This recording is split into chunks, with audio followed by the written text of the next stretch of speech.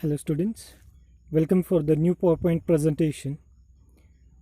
Myself Vishwanath Borgalle, and today I would like to explain a new topic, anti-defection law from the second unit, election and party system in India.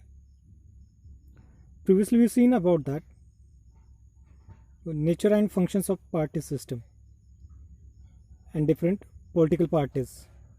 What exactly nature and functions they are going to do. So these all national parties and regional parties, whatever the nominees are getting elected, these candidates, you might have seen students that they will win from one of the party, but after few days or after the election, after the result, they will join another party for the self benefit, and this is called the defection. So because of this defection, number of the political parties are getting into the trouble to form a government. So to stop this, there is a anti-defection law introduced. So before that, let's see what is anti-defection law. Defection means an elected representative who defects another party without resigning his membership for the self benefits. जब सांसद चुन के आते हैं तो अपने खुद के फायदे के लिए वो दूसरी पार्टी को जाकर ज्वाइन करते हैं, तो उसे डिफेक्शन कहते हैं. When a person joins any another party after elections, after winning elections, he will join the another party. It's called as a defection. Students, 2 mark 1 question is important, that write the different names of the defection. So let's see what are the different names for the defection. So the word defection is also called as a floor crossing in UK, carpet crossing in Nigeria, and this defection term, it is used in India. Even its another name is horse trading also. So these are the different names for the defection. Floor crossing in UK, carpet crossing in Nigeria, defection in India, and even it's known as a horse trading. Now when this act has been introduced to stop this defection, so Rajiv Gandhi, our former minister of India, decided to remove this evil and stop the defection, stop the political leaders to move from one party to another. For that, this anti-defection law came into the exist by 1st April 1985. The act has came into the exist by 1st April 1985. Now this anti-defection law has been introduced across the country and it came into the exist, which has the different kinds of provisions. Students, this lesson consists of 5 mark 1 question also, even 10 mark question also is there. So for 5 mark question, this topic is important and the question will be like write the provisions of anti-defection law or write a brief about the anti-defection law. So you have to explain in a short when the anti-defection law is introduced, who introduced and why introduced, and minimum 5 to 6 provisions should be mentioned there.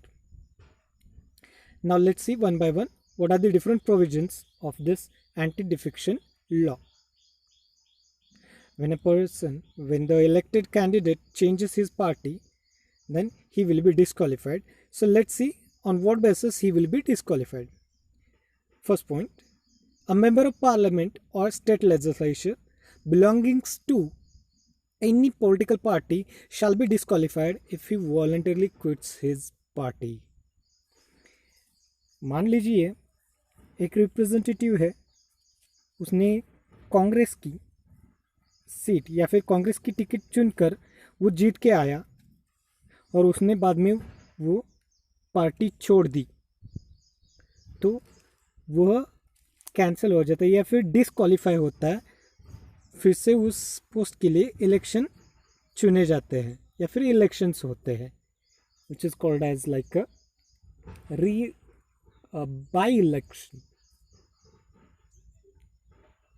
Second point, a member will be disqualified from his membership if he votes against his party whip in this session. Yeah, there are the three sessions, students. In first year, we have seen that. And in that any three season, that is a rainy session, winter session, and especially economic session or a financial session. So in these all the sessions, if one of candidate cast his vote against his party, then that person will be disqualified. Third point, if 1/3 strength of the total political party merges with another party shall be considered as a defection. बस एक ही व्यक्ति नहीं, एक party की लगभग 1/3 हिस्सा, 1/3 part, when they get merged with another political party, then definitely it is also considered as a defection.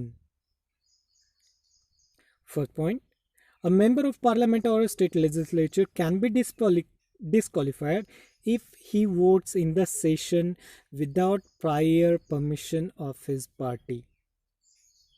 Yeah, before deciding, before voting, before telling anything, you should take your party's permission, head of the party.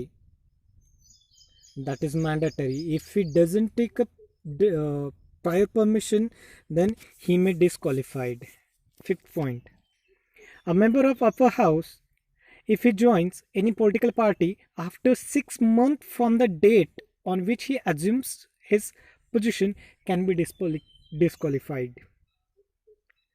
Result आने के बाद जब वो पद ग्रहण करता है, उसके बाद अगर 6 महीनों के अंदर वो अपनी पॉलिटिकल पार्टी चेंज करता है तो भी वो डिस्क्वालीफाई हो जाता है. 6. Speaker can initiate action against the member under anti-defection law.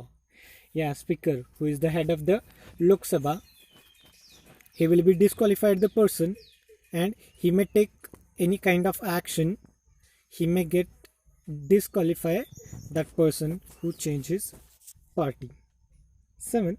A person disqualified under the act shall not be provided any office of profit. इस एक्ट के तहत जो व्यक्ति, जो सांसद डिस्क्वालीफाई किया जाता है, उसको किसी प्रकार का भी पद नहीं दिया जाता, वो किसी प्रकार का मंत्री नहीं रहता. 8 point, the chairman of the legislature are permitted to form rules to implement this law. Yes, speaker can implement the law here. An independent member of the house shall be disqualified if he joins any party after election. या अनेक से अपक्ष लोग जो रहते हैं चुन के आते हैं और चुने जाने के बाद वो किसी भी एक पॉलिटिकल पार्टी में घुस जाते हैं अपने स्वार्थ के लिए या फिर उनको सरकार बनाने के लिए मदद करते हैं, तो ऐसे लोग भी डिस्क्वालीफाई होते हैं.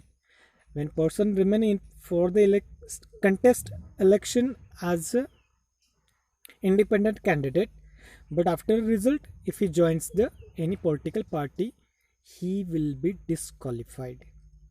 And the 10th point is, the anti-defection law has determined the size of council of minister. It may be in the center or it may be in the state. It should not exceed 15% of the members in a union legislature, Lok Sabha, and state legislature in the state. 15% should not be crossed the total strength of the legislature, or 15% of the legislature's the strength should not be crossed. On the base of that, the council of ministers number will be fixed on the base of the Lok Sabha in central government and state legislature, that is a Vidhan Sabha in the state legislature.